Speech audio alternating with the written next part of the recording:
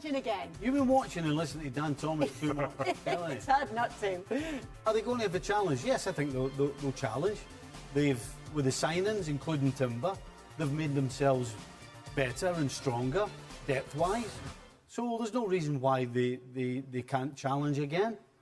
All I said was that I think City are favourites. That doesn't mean I'm going against Arsenal. Sounds like he's backtracking. Yeah. Put your money where your mouth is, Stephen. Let's talk a little bit about... we'll continue to talk a little bit about Arsenal, actually, if we can. Declan Rice, that's where we've got to go. What's going on here, Gab? When's this going to get done? You know, it's a mystery because I just came back from vacation, and sort of 10 days ago, I was told by somebody very close at Arsenal that like their PR team were already working on putting together all the material for his announcement, the social media stuff. They had everything ready, and they were just waiting for the green light. And I'm kind of shocked that 10 days later they're basically still waiting. From what's been reported here, it's frustrating for West Ham first and foremost that the deal's not getting done because it is all agreed. They're saying it's just a paperwork issue, and you know, literally every day for the past 3 days, they said, "Oh yeah, today's the day." Just with the lawyers just need to sign off.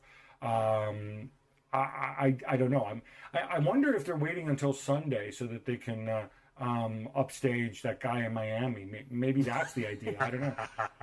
Who?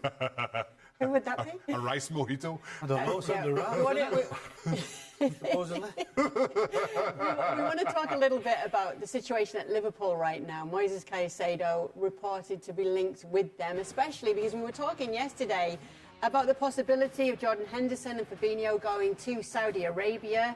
Could mean that Liverpool would need to step things up for a player like Caicedo. I think you'll like this, don't you, Stevie? Yeah, 100%. Absolutely, yeah. I mean, it seems unlikely that if Henderson doesn't go and Fabinho stays as well, that Liverpool are going to turn around and spend the kind of money that Brighton want, close to 100 million. I don't think that is the plans. At the same time, if they bring in anywhere close to that for these two players, then 100% that's the way to go. And I don't think there's a Liverpool fan who would say against it. I mean, Caicedo is on the list of any proper football team that wants a fantastic midfield player.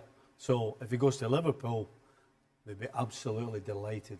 Would there be any concerns about it being a lot of new players for Klopp to integrate? No. It's not so much about the amount of players, but bringing in players of quality. I think Liverpool as a football club have an identity, certainly under Jurgen Klopp, and I know that the identity deserted them a little bit last season, where they struggled. But you know what you're coming in for. I don't really have any of those fears around Jurgen Klopp's Liverpool. I think they'll be far better than we saw last season. And similarly, I'll say about Arsenal, while I don't think they have surpassed Manchester City in terms of title favourites, I think Liverpool have maybe closed the gap with Arsenal. We'll see whether they can eclipse them. But I think they'll be a whole lot closer to the top than they were in terms of distance from even the chasing pack or being involved in the conversation last season. It'll be a better Liverpool. It's an absolute ideal situation.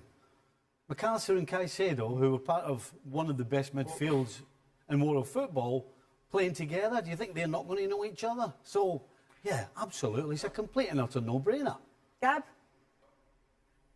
Yeah, I agree. Yeah, it's a no-brainer if you can get them at the right price. But at the risk of being proven wrong, I kind of feel like we should pump the brakes a little bit on this. This story comes from Caicedo's people, as if they're trying to, you know, obviously there's still a difference, a major, significant difference between what Chelsea's offering for Caicedo, Chelsea, who they've been talking to for a very long time, and what Brighton want. You know, it's easy to say, oh yeah, if they sell, you know, Henderson for 40 million and Fabinho for 60 million, go and buy Caicedo. Yeah, but you know, that's a long way away from that happening. So I get a little skeptical about this. But if they can do it, sure, more power to them. You tip your hat to them. But I think there's a long way to go for the pieces to fall into place, given the money Liverpool have already spent this summer. Well, you can keep up to date with what Caicedo's team are saying and what all the other transfer rumours are over on our Transfer Talk page on the website. Be sure to check that out every single day. Yesterday, we brought you the details of the interview Dele did with Gary Neville, which went a long way to explaining many of the difficulties this player has been through. Stevie, I know you were watching this at home. You spoke to us afterwards to say that it had been, very difficult to hear, very difficult to watch, and how brave he was in coming out to do what he did. I was thinking a lot of things, but from a football side, all of a sudden you go, that makes sense now. Because it seemed incredible that a player could go from the heights that he was playing at, in particular Dele Alli, to all of a sudden look like an also-ran. And it was very difficult to go any other direction other than the money, the fame. Because when you don't know anything else, and on the face of things, why else is this guy dropped off? So that's why you come to those sorts of conclusions. But in some ways, it's good to find out the reason why his form is so bad. It's a shame that's the reason behind it. But the fact that he's come out, and I think the fact that he's come out is something that, certainly in my day, didn't happen because you couldn't win. Generally, if you had a problem, if you didn't fight through it on your own, then you weren't man enough.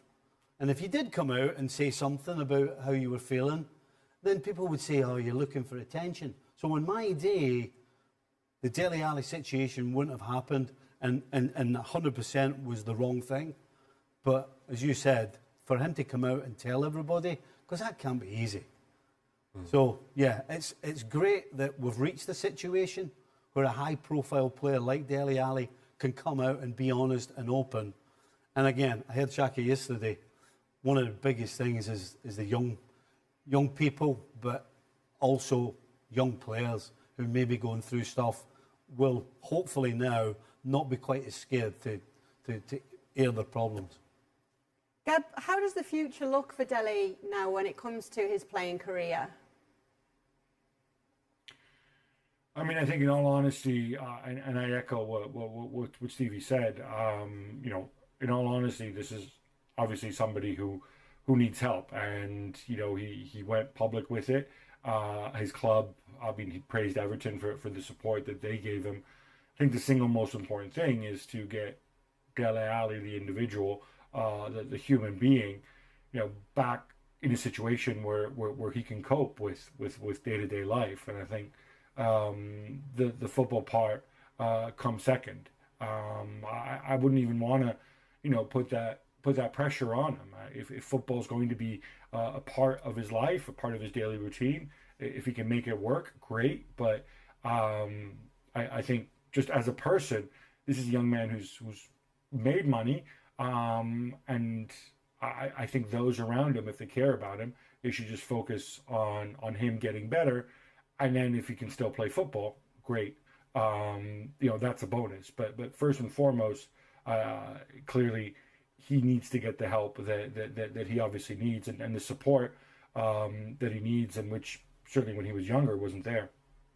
And obviously there's nothing more important than that, Shaka. And it's something you talked about yesterday, the importance now of having mental health outlets for players who are playing professional football. Yeah, because, listen, I think more and more you recognise the stresses that the game put on players from just an emotional and mental health perspective. And you cannot discount the toll that sometimes takes. And while today we're talking about Dele and his traumas suffered as a young man, as a young kid, and how it affected his career as a young man, he's here and talking about it. And you have to give him credit for coping as well as he did up to this point. At least he's still able to find help, the help that he needs. We are just short of 15 years gone from Robert Enke, the former Barcelona and Hanover goalkeeper, taking his own life under a very similar circumstance. That is the really ugly part to some of the pressures that players find themselves under. That it can break you. Thankfully, Dele bent, but didn't break. And now he's able to find the help that he needs. And that, for me, is the most important thing. I'll echo what Gab said, and credit to Everton for contributing and helping Dele find the support that he needs. All football clubs have to continue to support their players in moments like this. They're hard to diagnose, especially for people like us who don't have that professional training. But we can all do our part in supporting those players who are going through their own challenges. Here. Gab will be back with us to talk on Extra Time, as the panel will be answering your questions as they do every day. Make sure to always keep up to date with the latest edition of Extra Time over on our YouTube channel. Here's Erling Haaland in his latest fit, green pyjamas, personalised as well at the launch of EA FC 24. He is the cover star for it. Would you wear these, Stevie? I can in see red? Steve in that. I think I Oh, could and pull it then off. I on can the pull it top off better than him. That shot for the back looked scruffy. I could see. Oh, look scruffy. It did look scruffy. All right. I think I could pull him off better than him. Okay. Well, Let's see a try. yeah, put your money where your mouth is. Green goes See with you my ginger tomorrow. here as well. No, red for Liverpool. See you tomorrow.